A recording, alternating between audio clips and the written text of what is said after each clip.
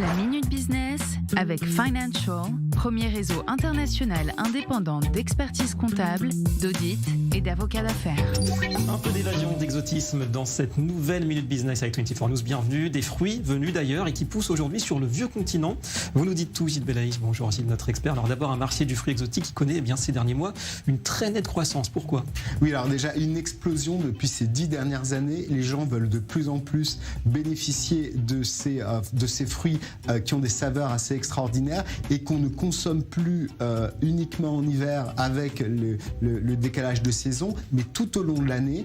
Et les deux grands gagnants sont la mangue, 40%, qui vient essentiellement d'Inde, de Philippines ou même de Chine, et puis l'ananas, 20% du marché, donc à eux deux, 60% du marché, qui se développe beaucoup sur la partie Amérique du Sud, et tout ça vers une démocratisation pour que de plus en plus de gens aient envie d'un tout petit peu d'exotisme, un peu de soleil chez eux. Donc un marché juteux, des produits exotiques en Europe, produire sur place justement, maintenant c'est possible, et c'est plutôt prometteur, même si c'est un petit peu inquiétant. Oui, alors c'est un petit peu à contresens, mais aujourd'hui on a une zone, notamment la Sicile, le sud de l'Italie, où on a un bénéfice du réchauffement climatique, plus 1,5 degré depuis ces 20 dernières années, c'est assez énorme. Et puis tous ces gens-là qui faisaient des cultures comme du blé ou de l'agrumes se sont rendus compte qu'ils pouvaient vendre et cultiver et vendre des produits exotiques qui sont à bien plus forte valeur ajoutée, notamment de la papaye, notamment du litchi et notamment des mangues également.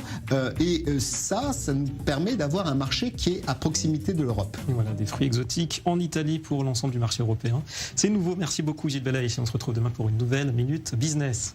C'était la Minute Business avec Financial, réseau international indépendant, présent sur 5 continents, expertise, audit, légal et taxes.